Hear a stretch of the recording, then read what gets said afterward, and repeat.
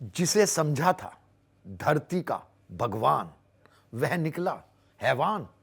उसका पेशा था लोगों के दर्द को दूर करना, उनका इलाज करना। वह डॉक्टर था, उसका था बड़ा सा अस्पताल। क्या किया था उसने, क्यों बन बैठा शैतान।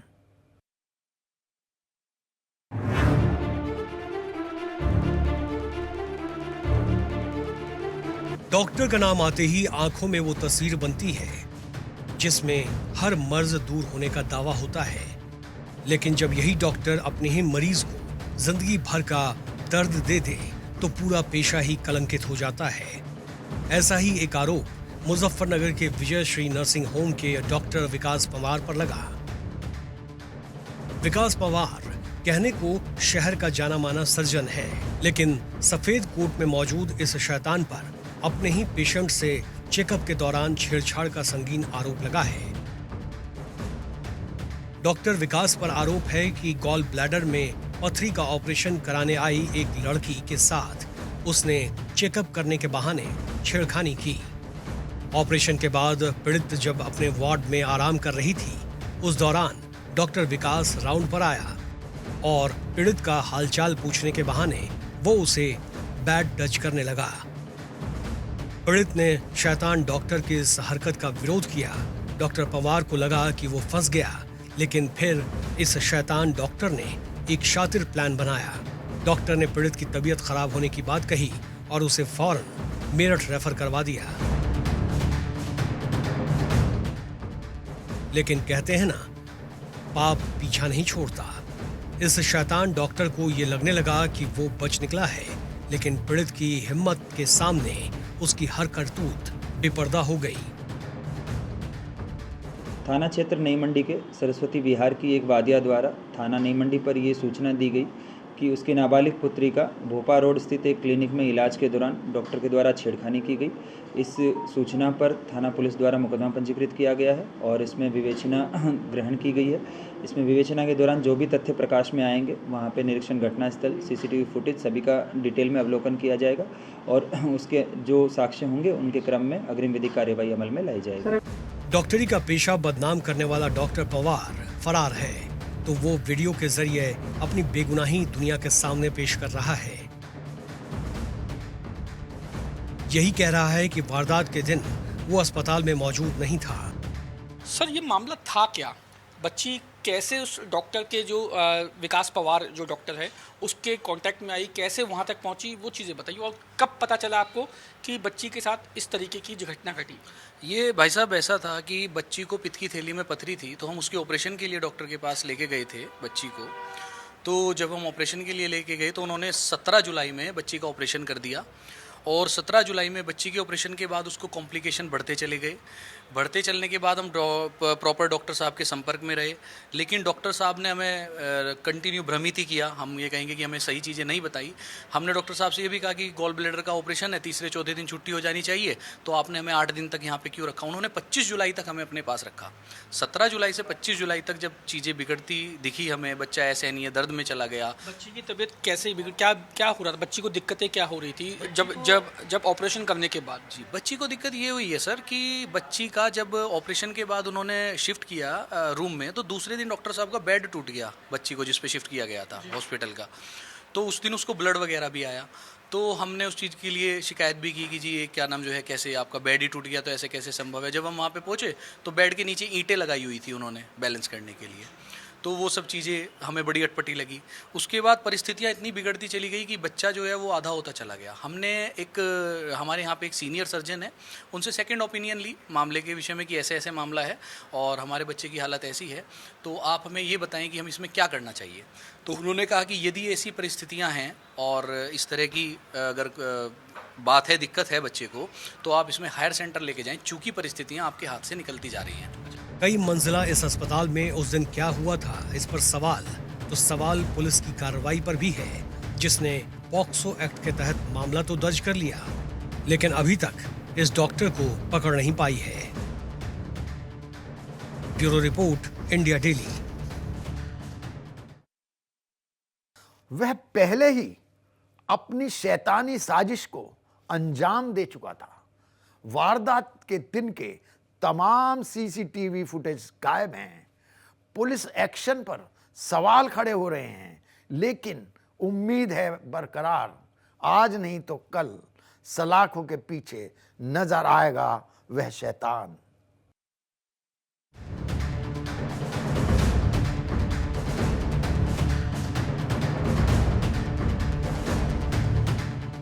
मुजफ्फरनगर में कई मंजिल खड़ा ये वो अस्पताल है जो दावा तो मरीजों के इलाज का करता है, लेकिन इस अस्पताल को चलाता वो शैतान डॉक्टर है जो इलाज के नाम पर करता है छेड़छाड़ और जो अभी तक है फरार।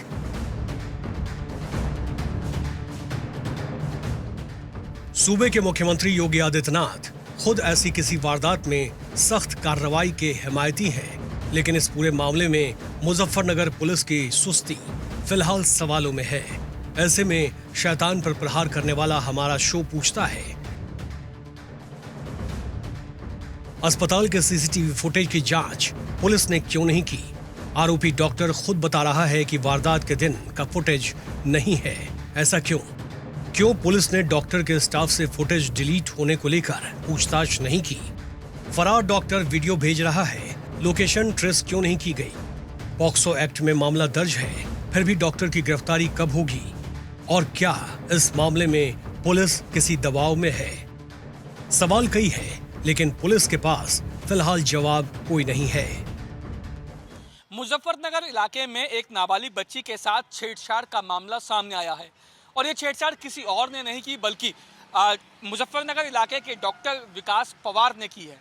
दरअसल जुलाई के महीने में एक नाबालिग बच्ची के पेट में पत्थरी की शिकायत के बाद डॉक्टर विकास पवार के नर्सिंग होम में लेके गए थे। वहां पर डॉक्टर विकास पवार ने उसका ऑपरेशन किया, लेकिन ऑपरेशन करने के बाद जो बच्ची के माता पिता का ये आरोप है कि सभी लोगों को बाहर निकाल दिया गया और जो जांच के नाम पे डॉक्टर विकास पवार ने बच्ची के साथ छेड़छाड़ की, जिसके बाद जब बच्ची ने इस बात के बारे में मुजफ्फरनगर पुलिस को बताया तो मुजफ्फरनगर पुलिस ने बच्ची के बयानों के आधार पर एफआईआर दर्ज कर ली। ये एफआईआर पॉक्सो और तमाम दूसरी धाराओं के तहत दर्ज की गई है। फिलहाल इस एफआईआर को दर्ज हुए करीब 4 दिन बीत चुके हैं, लेकिन अभी तक विकास पवार तक मुजफ्फरनगर पुलिस नहीं पहुंच पाई है।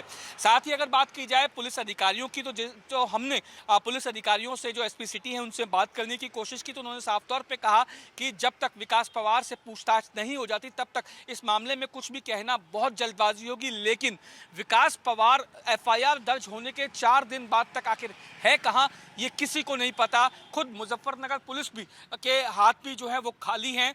हालांकि अगर विकास पवार की अगर बात की जाए तो विकास पवार ने एक वीडियो जरूर अपने बयान का जारी किया है जिसमें उन्होंने अपने पर लगे तमाम आरोपों को सिरे से नकार दिया। तारीख 17 जुलाई 2024। इस तारीख को विजय श्री नर्सिंग होम में एडमिट हुई थी, जहां उसके साथ ये सब हुआ। खुद पर लगे संगीन आरोपों के बाद ये शैतान डॉक्टर वीडियो भेज रहा है, मानो पुलिस को ठेंगा दिखा रहा हो कि कोई उसे पकड़ नहीं पाएगा। दूसरी ओर वो पुलिस है जो वीडियो सामने आने के बाद भी अभी तक हाथ पर हाथ धरे बैठी है। किसी कारणवश उस दिन मेरी तबीयत थोड़ी ठीक नहीं थी, मैं नाइट का राउंड नहीं दे पाया। इस बात का भी एविडेंस हमारे जो दैनिक राउंड का जो रजिस्टर है उसमें उपलब्ध है कि डॉक्टर के द्वारा उस दिन किसी भी मरीज का राउंड नहीं लिया गया, जिसके कारण ये बात अपने आप में तथ्यहीन हो जाती है कि मरीज के साथ में किसी भी किस्म का कोई मिसबिहेव किया गया है। इसके अतिरिक्त हमारी इच्छा यह है कि हम जितनी भी इन्वेस्टिगेशन अथॉरिटीज़ हैं उनको ये फ्री हैंड दे सकते हैं कि साहब आप प्लीज़ अपनी जांच करें, और हमारे द्वारा अगर कोई भी कार्य ऐसा उनकी समझ में आता है कि साहब ये संदेहास्पद है, उसके लिए हमें निश्चित रूप से जो भी न्यायपालिका द्वारा सजा मिले उसके लिए हम तैयार हैं। आरोपी डॉक्टर अब न्याय की दुहाई दे रहा है, लेकिन जिस तरह का दर्द उसने पीड़ित को दिया है वो उम्र भर न भरने वाला है। पीड़ित परिवार कानून से डॉक्टर के लिए कड़ी से कड़ी सजा की उम्मीद लगाए हुए है, लेकिन मुजफ्फरनगर पुलिस की ढीली कार्रवाई फिलहाल उनके इस उम्मीद पर पानी फेर रही है। Bureau report, India daily. 7 जन्मों का रिश्ता जुड़ने वाला था, लेकिन वह था शैतान। पहले उसने बनाया अपनी मंगेतर को हवस का शिकार, फिर दोस्तों के सामने भी कर दी पेशकश, लेकिन अब सलाखों के पीछे है शैतान।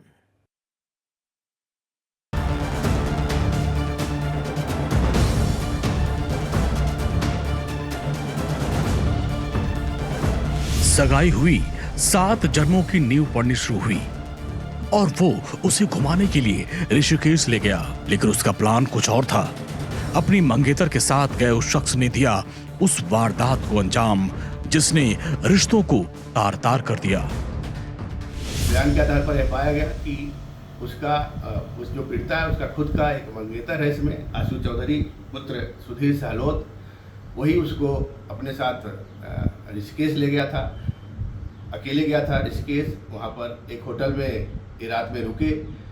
होटल में जो पीड़िता का कहना है इसके साथ जबरदस्ती रेप की घटना की।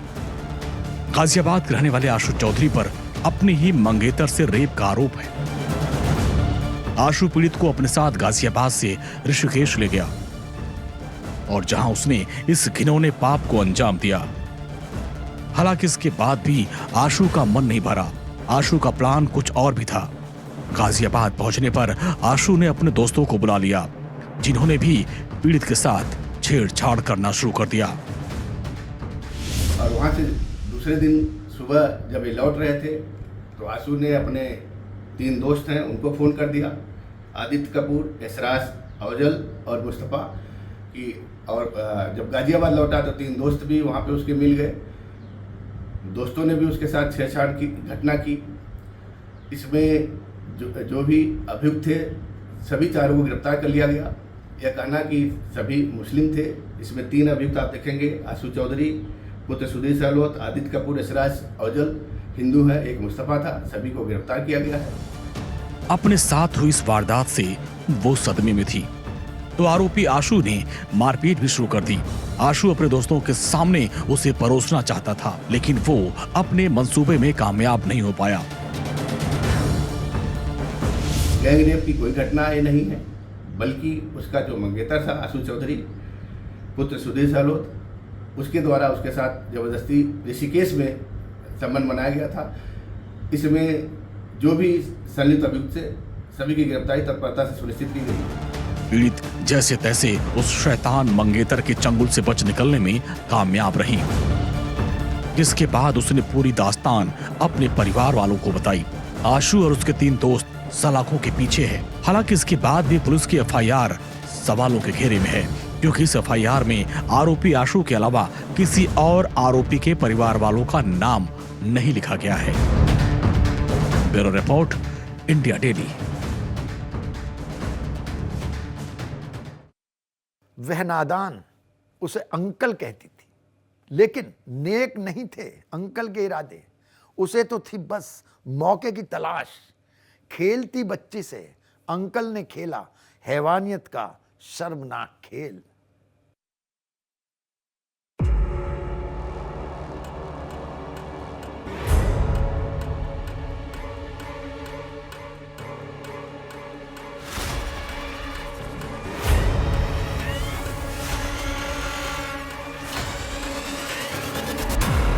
एक हत्या हुई और सनसनी फैल गई।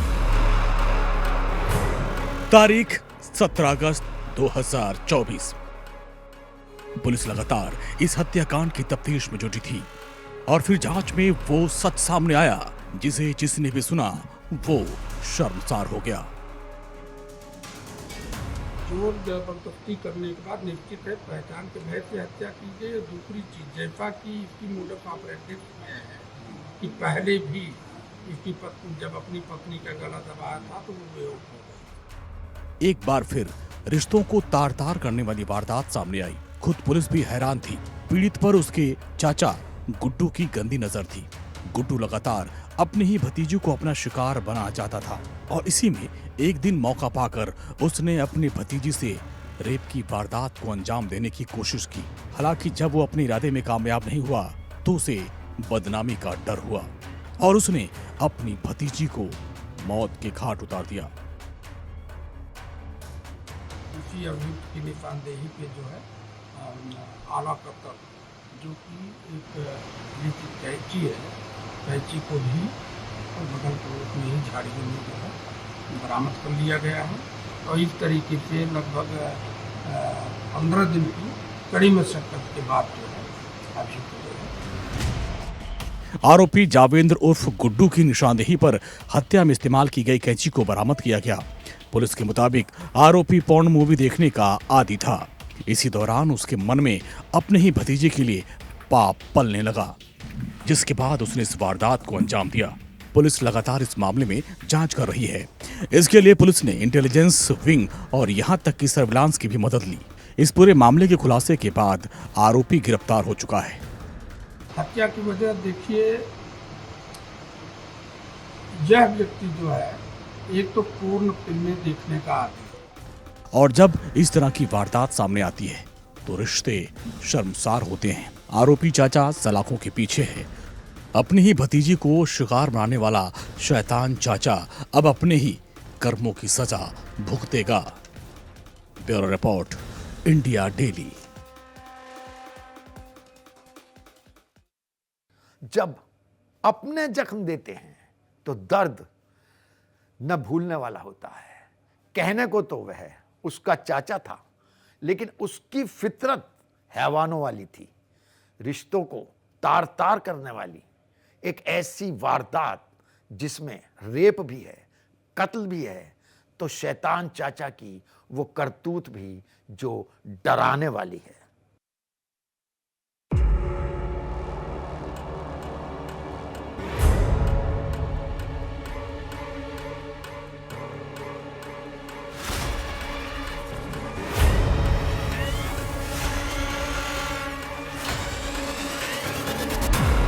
एक हत्या हुई और सनसनी फैल गई। तारीख 17 अगस्त 2024। पुलिस लगातार इस हत्याकांड की तफ्तीश में जुटी थी और फिर जांच में वो सच सामने आया जिसे जिसने भी सुना वो शर्मसार हो गया।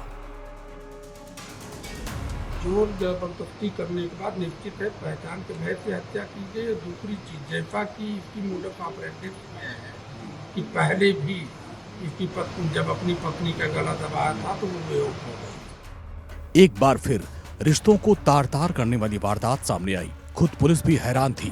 पीड़ित पर उसके चाचा गुड्डू की गंदी नजर थी। गुड्डू लगातार अपनी ही भतीजी को अपना शिकार बनाना चाहता था और इसी में एक दिन मौका पाकर उसने अपनी भतीजी से रेप की वारदात को अंजाम देने की कोशिश की।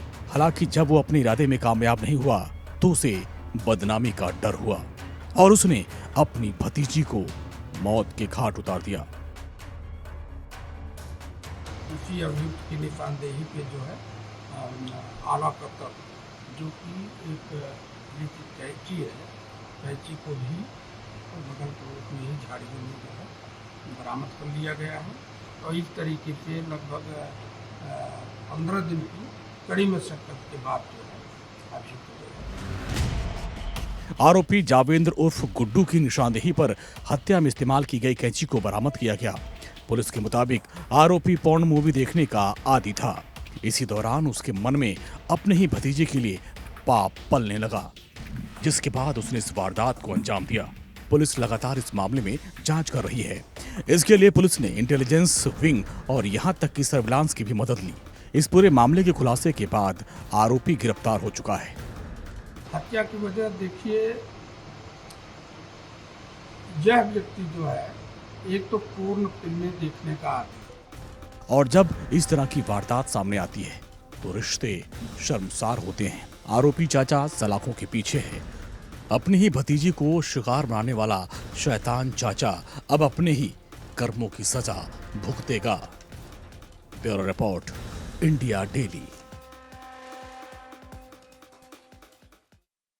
3 साल से वह उसे झांसे में फंसाए हुए था। शादी का सपना दिखाकर उसके शरीर से करता था खिलवाड़, लेकिन एक दिन उसकी हर करतूत हो गई बेपर्दा और अब कानून के शिकंजे में फंस चुका है शैतान।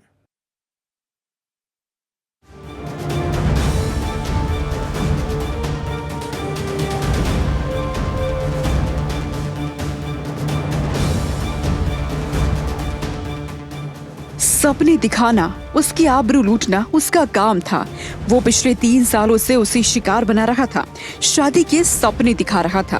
पीड़िता को भी उसके वादों पर एतबार था, लेकिन जब इस शख्स की सच्चाई सामने आई तो महिला ने उसके खिलाफ पुलिस में मामला दर्ज करवा दिया।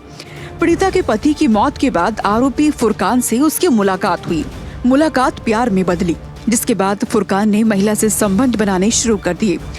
हालांकि जब जब महिला उससे शादी की बात करती, आरोपी उसे कोई भी बहाना बताकर टाल देता। लेकिन जब पीड़िता को इस बात का एहसास हुआ कि आरोपी सिर्फ उसका फायदा उठा रहा है, पीड़िता ने उसके खिलाफ पुलिस के पास जाने का फैसला किया। आज थाना बुढ़ाना में एक सूचना प्राप्त हुई एक महिला द्वारा कि मेरे साथ दुष्कर्म किया गया है। शादी का पहले साझा दिया गया था और शादी करने से इनकार कर दिया। इस संबंध में उसने पाथापत्र दिया। उसके पाथापत्र पर सुसंगत धारा में मुकदमा पंजीकृत कर लिया गया, क्योंकि महिला उत्पीड़न संबंधी है। तत्काल टीम गठित कर संबंधित जो भी अभियुक्त है उसको जल्द से जल्द गिरफ्तार किया जाएगा और मेडिकल परीक्षण के लिए उसको रवाना कर दिया गया। आरोपी पिछले 3 साल से पीड़िता को शादी का झांसा देकर उससे रेप कर रहा था। आरोपी की साजिश को पीड़िता जान चुकी थी, तो अब वो उसे सजा दिलाना चाहती है। पुलिस ने पीड़िता की शिकायत पर आरोपी के खिलाफ मामला दर्ज कर लिया है। फिलहाल आरोपी फुरकान फरार है, तो पुलिस जल्द से जल्द उसकी गिरफ्तारी का दावा कर रही है। Bureau report, India daily. हमारे इस खास शो में आज बस इतना ही। अगली मुलाकात तक आप रहिए सावधान, क्योंकि आस पास ही है शैतान।